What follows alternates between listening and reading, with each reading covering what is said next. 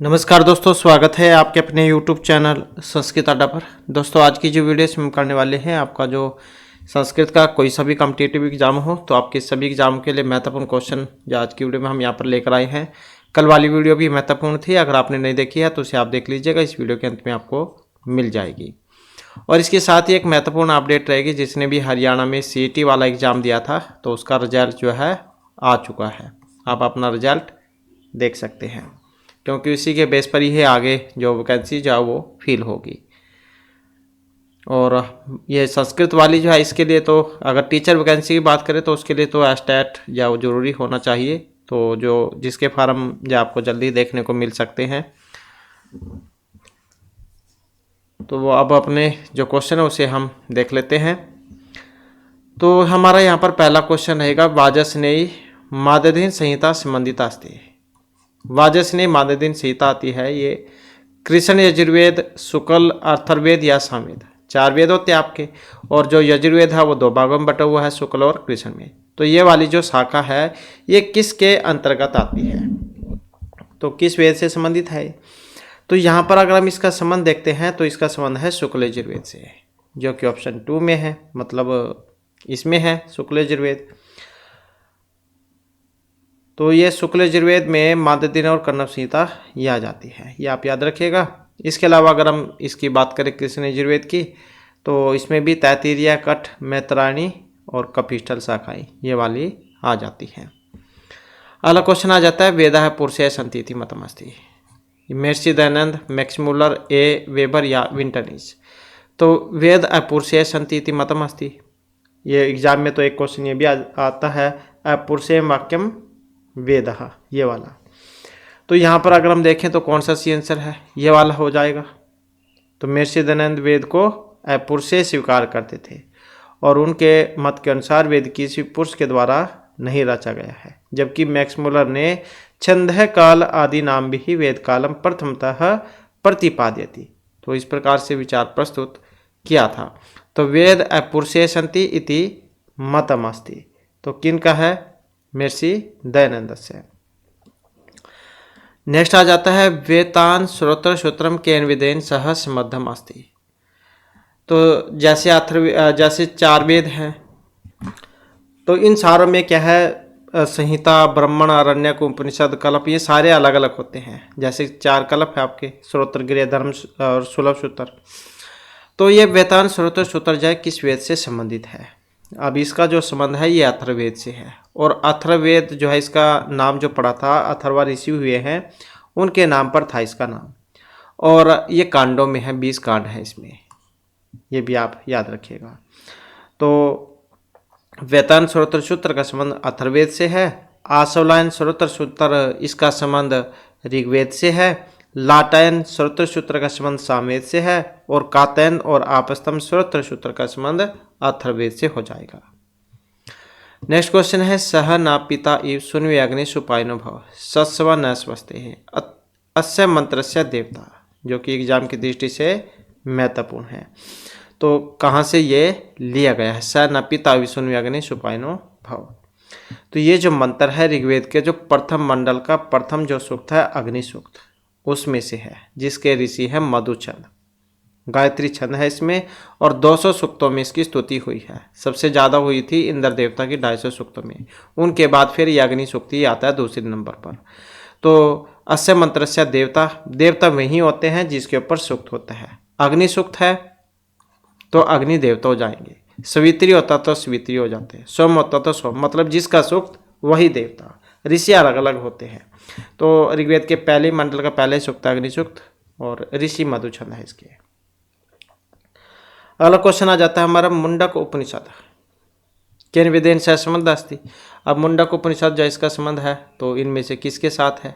ऋग, यजुः, साम या फिर अथर्ववेद। अब ये मुंडक उपनिषद जो है ये अथर्ववेद में आता है।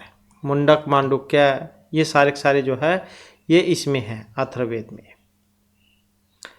और इस वेद के 2 उपनिषद हैं, पर्शन उपनिषद और मांडुक्य उपनिषद। तो पर्शन, मुंडक और मांडुक्य ये अथर्ववेद में है। सामवेद में आ जाएगा आपका केन उपनिषद, छांदोग्य उपनिषद, और यजुर्वेद में ईशावास्य उपनिषद, बृहदारण्यक उपनिषद, कठोपनिषद ये वाले हैं। और ऋग्वेद में ऐतरेय उपनिषद ये वाली है। तो इस प्रकार से आप इसको याद रखिएगा। मुंडक मांडुक्य बहुत आता है एग्जाम में। नेक्स्ट है षड्विंश ब्राह्मण इति केन वेदेन से संबंध अस्ति। तो षड्विंश पंचविंश षड्विंश ये सारे सारे किस में है, ये सारे सारे है सामवेद में। तो इस प्रकार से यहाँ पर ऑप्शन 4 हो जाएगा इसमें। और इस वेद के जो है 9 ब्राह्मण हैं। कितने? 9 ब्राह्मण। तो ये पंचविंश षड्विंश ये इसी में है। और अथर्ववेद में सिर्फ एक ही है, गोफत ब्राह्मण। नेक्स्ट आ जाता है हमारा तवलकार। तवलकार आरण्यकम केन वेदेन से संबद्धम अस्ति। किस में आता है तवलकार आरण्य की? ऋग यजुसाम या फिर अथर्ववेद में। तो तवलकार जो है इसका संबंध रहेगा आपका सामवेद से। तो ये सामवेद में है। ऐतरेय शाखायन अरण्य का संबंध ऋग्वेद से है और बृहदारण्यक ये यजुर्वेद में है। अथर्ववेद में कोई नहीं है। तो अथर्ववेद में कोई भी अरण्यक नहीं है। इसके बाद है विश्वामित्र नदी सूक्त के ऋषि हैं वशिष्ठ, मधुचंद्र, विश्वामित्र या दीर्घतमा। तो विश्वामित्र नदी सूक्त के ऋषि कौन है? तो इसका जो संबंध अगर हम देखें ऋग्वेद के 3रे मंडल का 33वां सूक्त है विश्वामित्र नदी समास सूक्त। विश्वामित्र जैसे नदियों से रास्ता देने के लिए प्रार्थना करते हैं, क्योंकि इनका पानी ऊपर था नदियों का और ये नदी पार नहीं कर सकते थे। तो इस कारण से जो नदी से प्रार्थना करते हैं कि आप अपना पानी नीचे कर लो ताकि हम अपना मार्ग तय कर सके, अपना रास्ता पार कर ले। तो विश्वामित्र जो है आपका 3रे मंडल का 33वां सूक्त है और ऋषि इसके विश्वामित्र हैं। नेक्स्ट है, और ये वशिष्ठ कौन से के हैं? ये 7वें मंडल के हैं। 7वां जो मंडल है उसके हैं ये वशिष्ठ। मधुचंद्र हमने पहले वाला ही पढ़ा। विश्वामित्र इसके हो गए। विश्वामित्र नदी समास सूक्त, यहाँ से भी आप इसको आसानी से याद रख लोगे। और दीर्घतमा ये उसके हैं विष्णु सूक्त के। नेक्स्ट है पूर्व उर्वशी सूक्त कति मंत्र संति। आप पूर्व उर्वशी समास सूक्त ऋग्वेद से संबंधित है तो 10वां मंडल है इसका।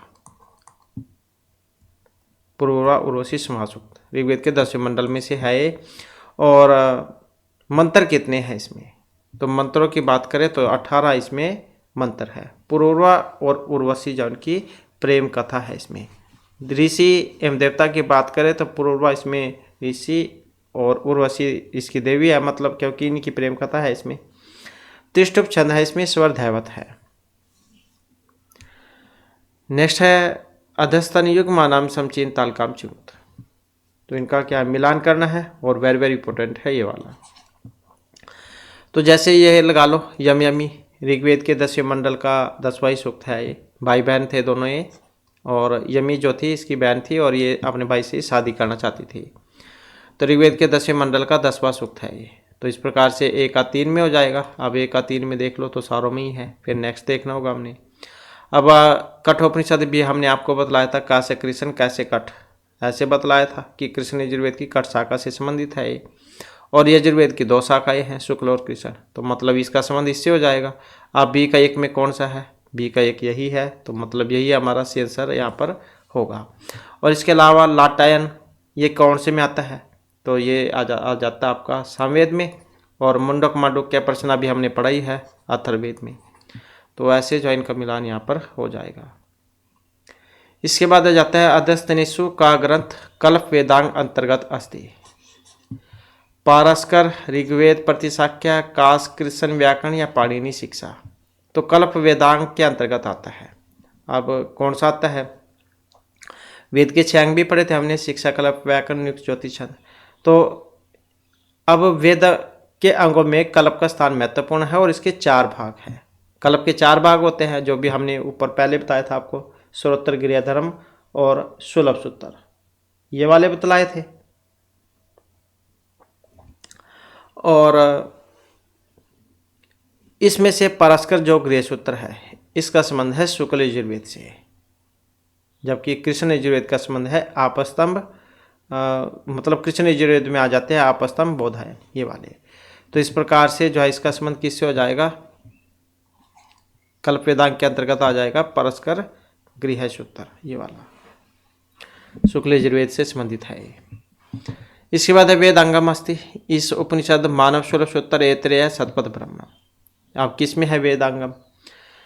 तो 4 जो कल्प है उसमें जो सुलभ सूत्र है वह केवल यजुर्वेद में ही हमें प्राप्त होता है, और उसमें से बोधायन, आपस्तम, मानव, वाधुल, कृष्ण यजुर्वेद के हैं, और कात्यायन सुलभ सूत्र शुक्ल यजुर्वेद के हैं। तो इस प्रकार से जो है ये वेदांगम अस्ति मानव सुलभ सूत्रम, ये वाला। नेक्स्ट है अधिवस्ति वैकुंठम हरि इत्यत्र क्रम संज्ञा विधायक सूत्रम अस्ति। वेरी वेरी इंपॉर्टेंट है ये वाला। कौन सा है इसमें क्रम संज्ञा विधायक सूत्र? उपनोद्यांगवश, अधि ईश्वरे, अधि सिंह स्थासाम कर्म, यदि परि अनर्थ।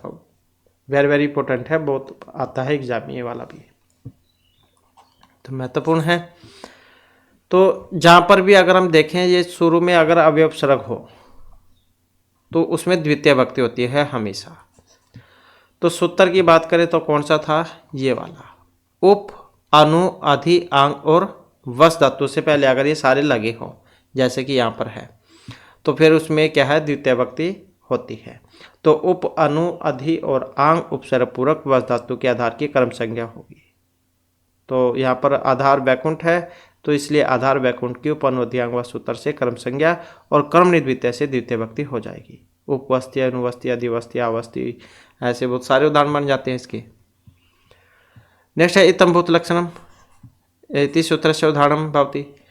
तो जहाँ पर आप लक्षण चिन्ह देख के एकदम से पहचान जाओ कि ये वो व्यक्ति है, तो वकील है, डॉक्टर है, पुलिस वाला है, इन्हें एकदम से देख कर पहचान जाते हैं आप।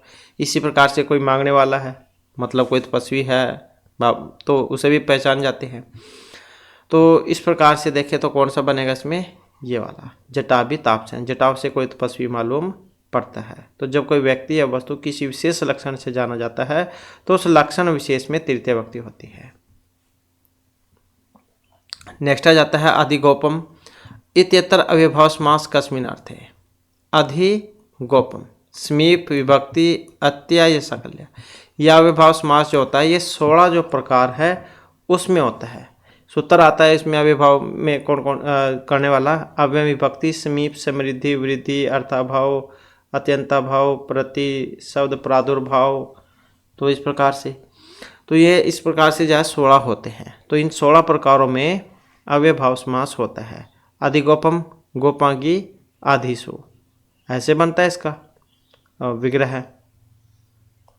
तो गोपा, गोपीति ये लौकिक और गोपागी आदिशु अलौकिक विग्रह है।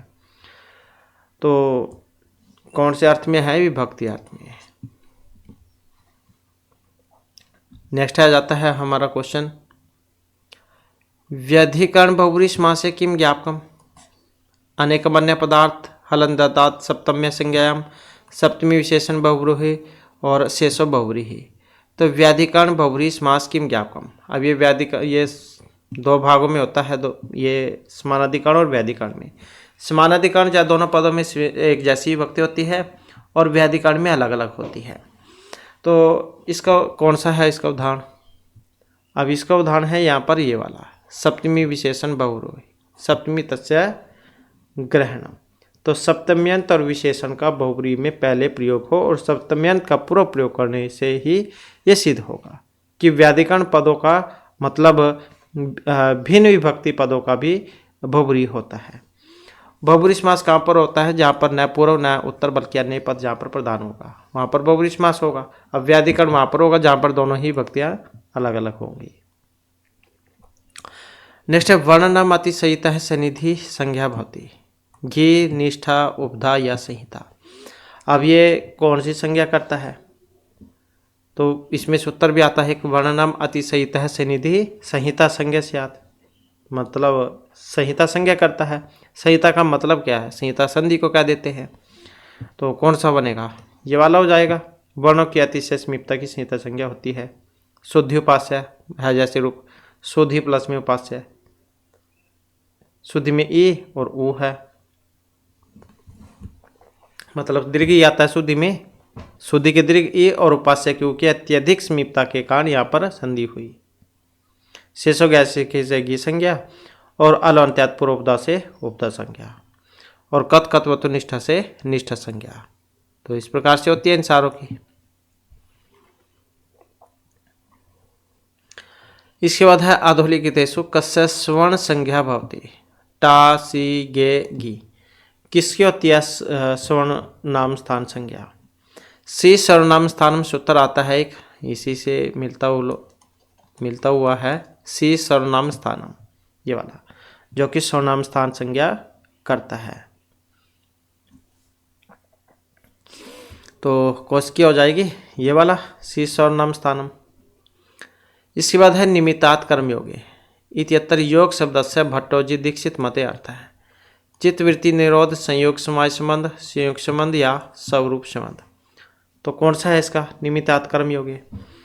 तो इस सूत्र में योग शब्द का मतलब है कि वह निमित्त या फल यदि उस क्रिया के कर्म से युक्त हो अथवा समेत हो तो उसमें सप्तमी होती है। वेरी वेरी इंपॉर्टेंट है ये वाला भी, ये भी बहुत आता है एग्जाम में सप्तमी भक्ति में। निमित्तात् कर्मयोगे चर्मणि दीपेनम हंति दंत्योर हंति कुंजरम, तो बहुत प्रसिद्ध उदाहरण है इसके ये वाले।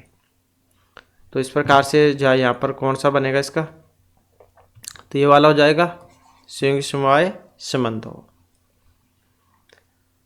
इसके बाद है अधिरामे भू इत्यत्र अधि शब्द से कर्म प्रवचने संज्ञा विधायक सूत्रम अस्ति। कौन सा है अधिश्वरे उपाधि के हीन या अधिपरि अनर्थ को। अधिरामे भू कौन सा है इसमें कर्म प्रवचने वाला। तो अधिश्वरे सूत्र जो है इसके अनुसार ससमामी जो भाव संबंध है इसमें अधि शब्द कर्म प्रवचने संज्ञक होगा, इसलिए अधिरामे भू इसमें अधिश्वरे सूत्र के द्वारा आधि की जो है कर्म प्रवचन संज्ञा हुई है। तो ये वाला हो जाएगा अधिश्वरे। नेक्स्ट है काधवनी अघोष महाप्राण यतन 2 है, हमने पहले भी बताए थे आपको। आभ्यंतर और बाह्य, आभ्यंतर 5 बाह्य 11 होते हैं। तो ये अघोष महाप्राण इसी में आएगा। तो कौन सा है अब अघोष महाप्राण, तो इसमें देखें तो यहाँ पर ये वाला आ जाएगा अघोष पहला दूसरा, सघोष यघोष तीसरा चौथा पांचवा। इसी प्रकार से अलप्राण पहला तीसरा पांचवा, महाप्राण दूसरा चौथा, ऐसे आते हैं इसमें। तो च छ ये वाला आ जाएगा इसमें। द्वितीय मतलब खर विवारा श्वास अघोष ख फ छ ठ थ च ट त क प स स ये खर प्रत्याहार के अंतर्गत आते हैं। और विवार समास व अघोष हैं, जबकि वर्ग का द्वितीय और चतुर्थ वर्ण महाप्राण होते हैं। अलप्राण में तो ये आ जाएंगे पहला तीसरा पांचवा, जिनको बोलने में कम समय लगे। महाप्राण में ज़्यादा समय लगता है, दूसरा चौथा हो जाएगा।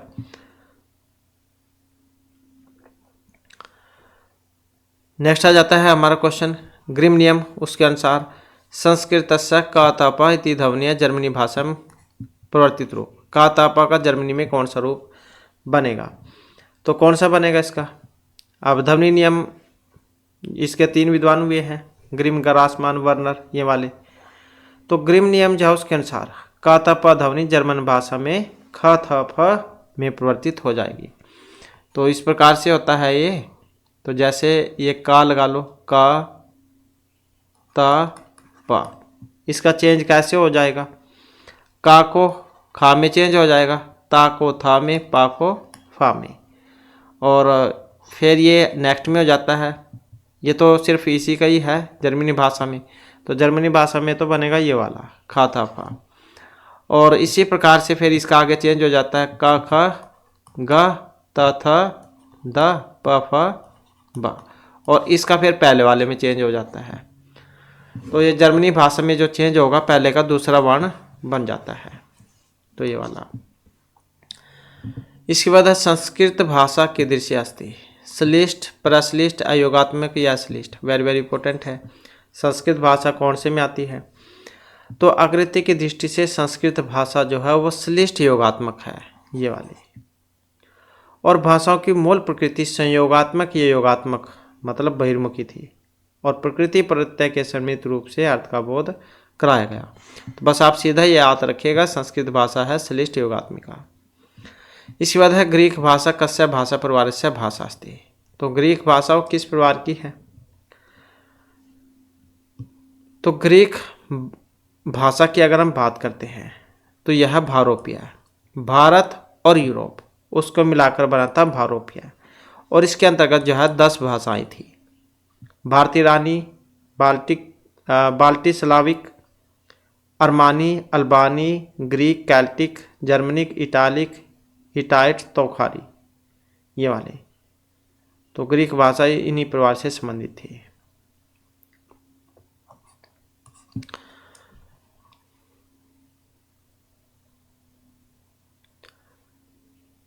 तो इस प्रकार से जो हमारी क्लास और महत्वपूर्ण क्वेश्चन थे, नेक्स्ट वीडियो होगी इसमें आपके लिए नए जो महत्वपूर्ण क्वेश्चन हम लेकर आएंगे। और हमारे साथ अंत बनाने के लिए धन्यवाद।